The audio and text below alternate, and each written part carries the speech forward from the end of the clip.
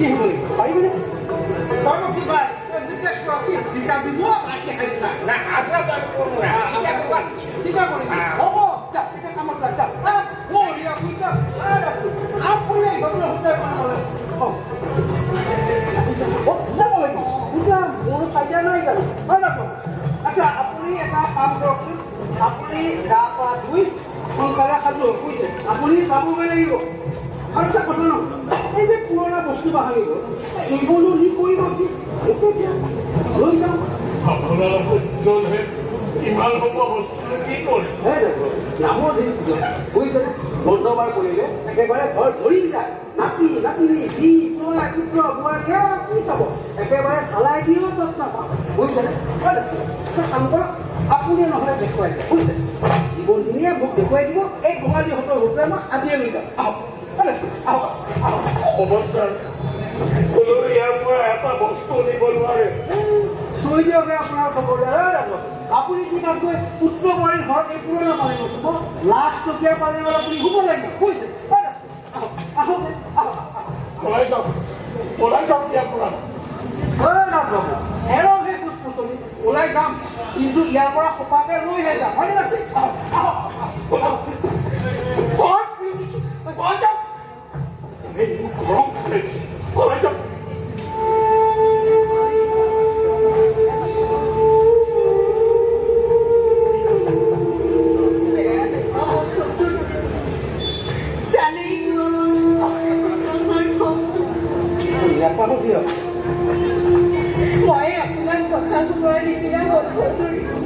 আপোনাৰ হাতৰ চাহু খাইছো নহয় বহুত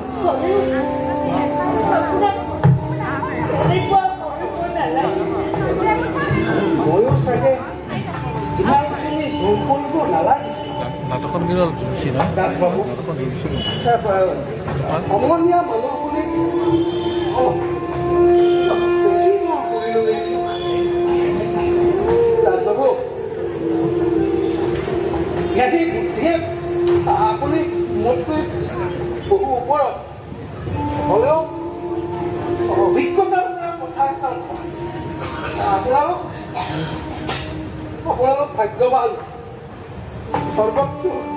পিতৃ মাতৃৰ প্ৰতি অৱজ্ঞাৰ এই বাতাবৰণত আপোনালোকক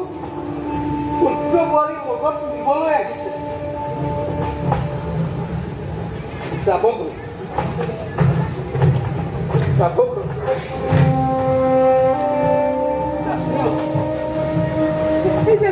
বন্ধ পাৰ কৰিলে মূৰখন ভৰি পৰে বুলি কৈছিল বোকাত মিছা আৰু সময় নাইও এই বুঢ়া বুঢ়ী ভালৰ খবৰ ল'বলৈ আৰু আহৰিয়েই নাই এই বস্তু বাহানিবোৰ যে নিব খুজিছিল বাবু নহয় এয়াও মিছা এইখিনি বিক্ৰী কৰি কিজানি দুপইচা পাওঁৱে আশাতে কৰিছিল পুত্ৰক বিমুখ নকৰিব যাব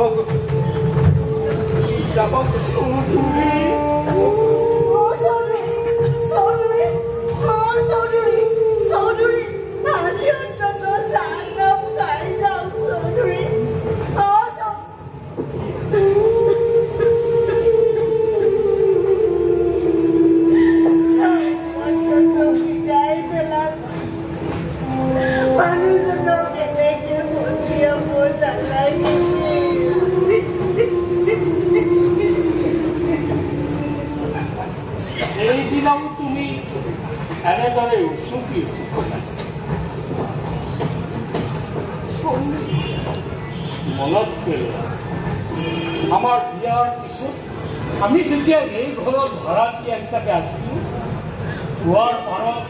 পানী তোলাকৈ প্ৰায় কাজিয়া হৈছিল ভাড়াতীয়াৰ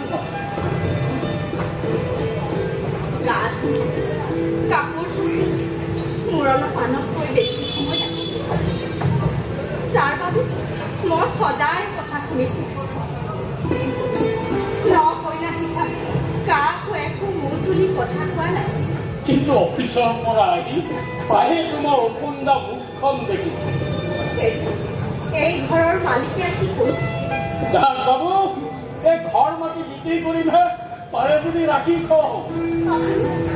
আপুনি লোন ল'বলৈ ভয় কৰিছে তোমাৰ মুখৰ হাঁহি স্থায়ী কৰিবলৈ মই বেংকত লোনৰ এপ্লাই কৰিম আৰু এটা সময়ত এই ঘৰ মাটি আমাৰ হ'ল আৰু আমাৰ মাজলৈ আহি জ্ঞান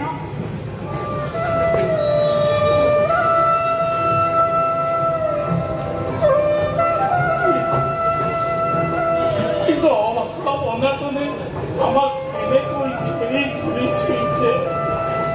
কেনুৰ জন্মৰ পিছত চেৰেলেক এটা কিনাৰ সামৰ্থ্য কোনো মোৰ নাছিল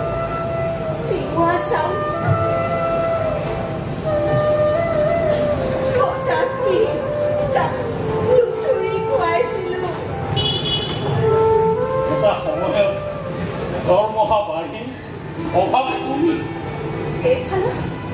পুৰণা ঘৰ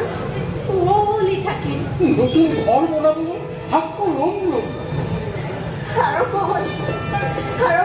নতুন ঘৰৰ কাম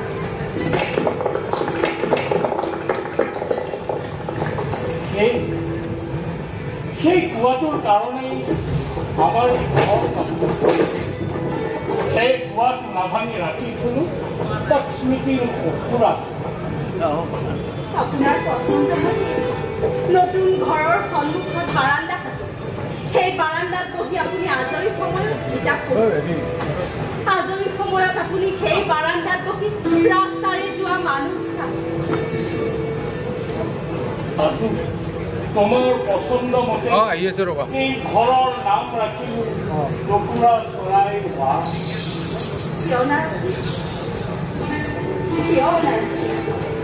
টুকুৰা চৰাই নিচিনাকৈ এপদ এপদকৈ খেৰ ফুটা গুটোৱা দি এই ঘৰ সাজিছো তেনেহ'লে এই ঘৰে মই যাম কিয় যাম মই নেযাওঁ মই তাক কৈ দিবা আমি নগ'লে সি মনত দুখ নাপাব এই ঘৰ এৰি গ'লে যে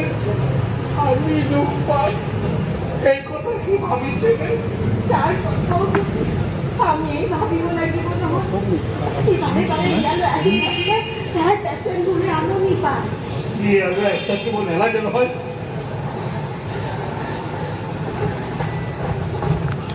আপুনি যেদি ভিখন যেদি মই যেদি ভিখন যেদি মই আপুনি যিমান যেদি আপোনাৰ ল'ৰাও কিন্তু সমানেই যেদি হৈতেহে কামছে হৈতে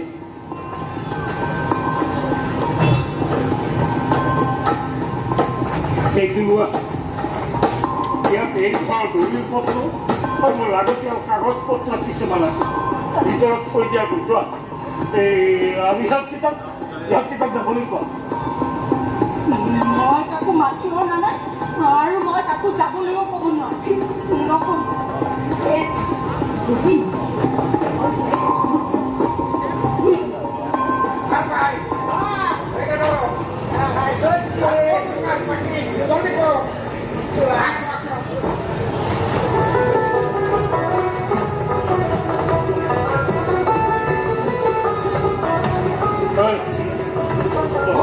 কাম কৰিব নালাগে যাম ভিতৰে অনেক জিনিস বাকি সব বাইৰ কৰতে লাগে নালাগে একো বহি কৰিব নালাগে যাবো আর ভাই মাথা গরম যাই আরে যাবো কেমনে করে কাইজন লাগছি গো কাইজন লাগছে না আমরা কাইজন লাগছি আমাকে ভাই এত পিছনে কি এটা ভাই গলাই আর বিশ্রাম নাকি ভাই জামাটা খুল জামাটা খুল ভাই জামাটা খুল লাগো আরে বাবা মুরে গেল খাই জানে গাড়ি গাড়ি বা নাই তো ওঠে গাড়ি আর ভাগ কাটাল লয়ে আসুন হোটেলটা পিছাও পিছে না না ভাই কাম লাগবে না এমনি ভালো হয়ে যাবে ভালো হয়ে যাবে ভাই কাম লাগবে না পিছাও পিছে এই যে রকম না এমনি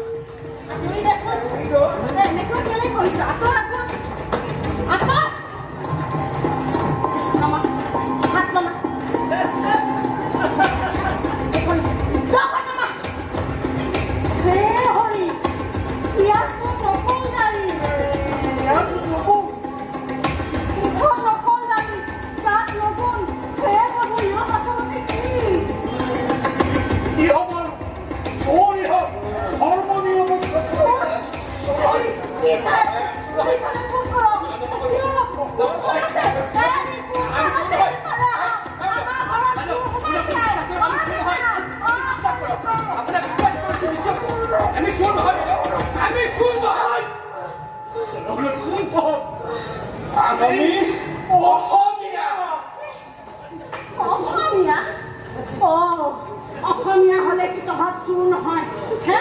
অসমীয়া গেই দেখুৱাইছ জাতীয়তাবাদী চুৰ ওলাইছ হা যাদু ওপৰত জাতীয়তাবাদ ফাটি যাব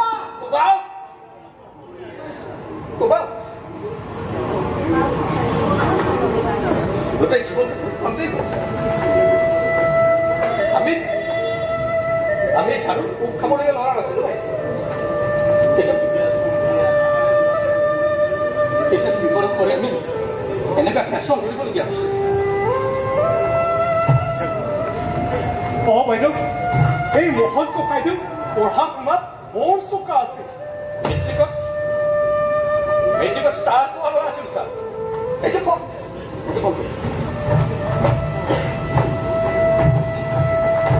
ডাক্তৰ জ্ঞানেন দাস আৰু মই মোহন শৰ্মা দুই একেলগে পঢ়িছোঁ মই পঢ়িছিলোঁ জনতাত আৰু সি পঢ়িছিল কেন্দ্ৰত আৰু আপোনাৰ ল'ৰাতকৈ মই মেডিকেল এণ্ট্ৰেঞ্চত 13 নম্বৰ বেছি পাইছিলোঁ